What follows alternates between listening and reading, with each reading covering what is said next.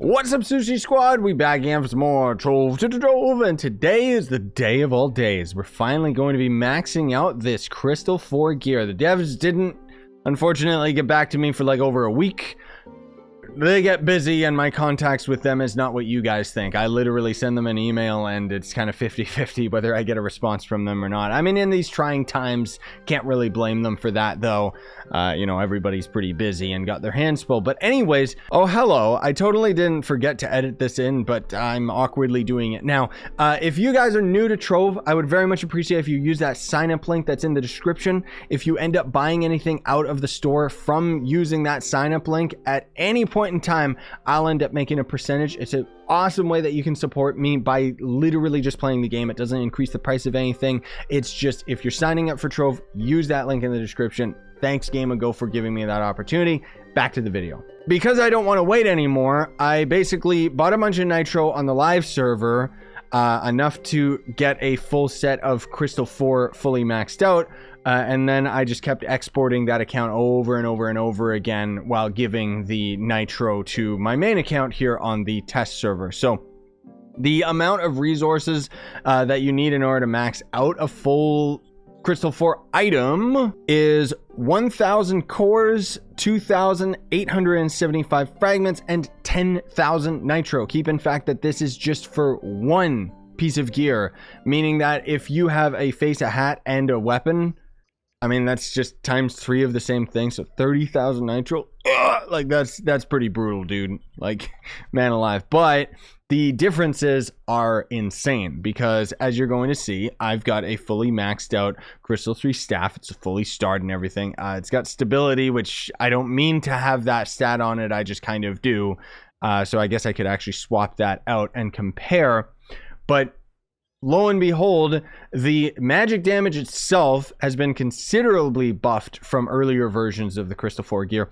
3,900 just raw magic damage increase for a maxed out Crystal 4 staff. 390 light, that's going to make a big difference. The energy regen is enough of a difference, plus 13. And then the crit hit and crit damage, just in general, those stats are nice, but it's not really showing a very good comparison just because the gear that I'm rocking doesn't actually have crit hit and crit damage. But let's just swap this over because I want to see. Well, I guess we can compare the stability. Not that it matters. It's only 40 increase. Stability is a stat that basically makes you more resistant to knockback. It's pretty useless, though. The amount of movement speed you get is only 1 more. I mean, that kind of sucks, but I guess at least that's 1, 2, 3 more movement speed because of the full set, right? I don't know. The amount of magic find that you get, though, 260 versus... Let's just try to get magic find on this. Oh my god, 65 more magic find. That's actually not too bad. Huh. That's actually really good. So it's just overall like better, which is great. Even if, you know, even if some stats not really by that much. But I mean, that's pretty cool. What about, I want to see some of these other stats here. Crit hit, crit damage. I mean, I guess we can just try to get, so the crit damage is going to be just 1%, not that bad. Crit hit, though, is at 6.1. I'll try and remember that. While the jump stat and health regen, I want to try and show you guys like everything. Is it this much better kind of thing? 0.6%. I mean, that'll make a difference. Maybe you could swap crit hit off of a couple of your gems depending on your class. I don't know. But let's see, 22 jump versus how much jump do we end up getting on a Crystal 4? 23. I mean, hey, an extra jump is a lot more difference than having a bit more movement speed, honestly speaking. But let's try to get this set up and actually try out some of the damages here. Probably should end up just getting movement speed on all of them, right? Because crit damage isn't really that big of a deal. Yeah, let's do it. So I'll try and roll this for, I guess, movement speed and stability, because who cares? Doesn't really matter that much.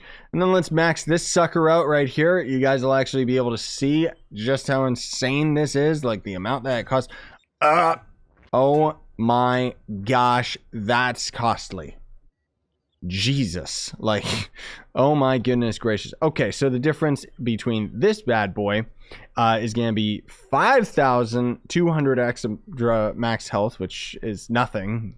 It literally makes no difference. 195 extra light. Okay, I'll take it. What do I got on this? I got crit damage, magic damage, and movement speed. This is got crit damage, magic find, and movement speed. So the movement speed again is only by 1. But let's try and get that raw magic damage as the 3rd stat. I know technically it's the 4th as far as the gear is concerned, but you just kind of ignore that. Max health percentage. Cool. Lasermancy. Nobody's going to be wasting their time with that. Why is this? Oh, because I'm an idiot and I was looking at the face versus the hat. Oh my god. Well, whatever. Anyways, bear with me, guys, okay? It's been a long night. I'm actually considerably tired right now, but I want to get this video for you. I was busy doing this amongst a lot of other things. That's why there was no Trove video yesterday. So just a heads up on that. Anyways, let's do a better comparison. So the magic damage on this sucker is 1,287. The light, again, is 195. So I guess it's going to end up being roughly the same thing. So that's not bad, dude. Not bad at all. Let's get magic find and movement speed. Magic find, movement speed. Actually, I don't really care about the magic find so much. And that's already got the movement speed as well. So our movement speed right now is just 85. Not the best example. We're on the Tomb Raiser. But boop, boop, boop. Change all that. And now we're at 108. Oh, because one of these didn't even have movement speed on it. That's why. Jesus. I'm really messing up, aren't I? Anyways, it doesn't really matter. You can look at those stats, though. Those are actually insane. My crit hit is not maxed out, but a lot of this stuff is going to change on the live server because, of course, our club world is fully maxed out with the fixtures that give us extra stats, so should end up making quite a difference. But let's do a quick little comparison. Just, you know, we're going to end up going into the delves and trying that out, but I want to see just raw base damage numbers, okay? Like, let's just fight some enemies here in the geode surface. Just see what our minions end up doing, the difference of the damage, you know. Obviously, it's not going to make that much of a difference just because we're already able to destroy everything in U10. So that's doing 14 mil just on my little babies. Oh my gosh, Daddy is so proud. What about just with all the gear swapped off? Obviously, we got a little bit of crit damage on it, but 11 mil. That's pretty good. That's pretty good. That's like let's say 2.5 mil more damage just based on like these stat values. Most of all because of the light increase, I'm sure. But that's not bad. That's not bad at all. Okay. Well, let's hop into the club world. And we'll open up a delve. Now, one other thing that I want to test out here. Joe and I were actually going through the challenge delves. And the challenge delves, the way that they work is they essentially continue your progress for that week. And once the weekly reset hits, it's basically going to boot you backwards 8 floors.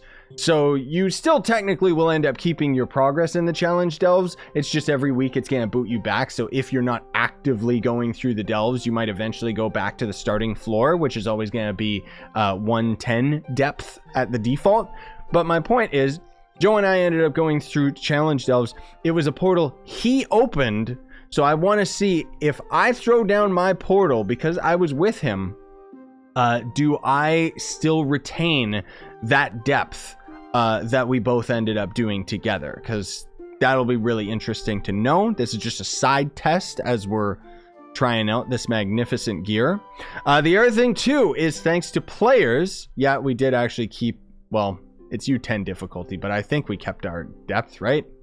We're at depth 133. Yeah, okay, so we kept our depth. My god, look at these generated effects. But one of the devs did confirm you can get Crystal 4 from U10 delves and higher. So that's pretty good. That means that we can already just get it from U10 difficulty, which is pretty nice. So let's just see how we're doing here. Let's do it proper here, gamers. Let's summon some babies, see what he does. 58k. Boop, boop, boop. And suddenly that jumped to 76. which doesn't seem like much, but it makes quite a difference. Like, anything makes a difference in the delves, man. Like, it seriously does. We're still not sitting in U11 difficulty. Sorry. Joe and I are working on that. But still not bad. I'm really liking the subtle changes of the gear. Like, that's actually really, really good. So let's hop into the club world here. Unfortunately, as you saw, it's extremely expensive to forge it up, especially if you're trying to get the crystal gear on every character. I mean, that's just going to be insane. I personally would like to see that the gear either gets a little bit of a nerf cost-wise to upgrade, or ends up being a lot more common as a drop, just because I haven't seen it as a drop yet. Obviously, I haven't really done that many delves because it's a test server, though, so I'm not entirely invested. But my point is that if Crystal 4 was more obtainable and maxing it out was more probable, I think that it would actually be, I don't know, like more popular, because then there's the possibility of getting Crystal 4 on all of your characters. But as of right now, with how difficult it is to do, I just see that as an impossibility. Like, that's just amount of time invested. It's not necessarily about, like, difficulty or anything. I mean, arguably Crystal 3 can end up being the same thing, but at least with Crystal 3, you know, you get hats and faces while you just happen to be grinding for the weapon. With Crystal 4, it's like, good luck getting the weapon. Especially if you're trying to get a Crystal 4 bow, dude. Because we've talked about this before, but I'll just say this in closing.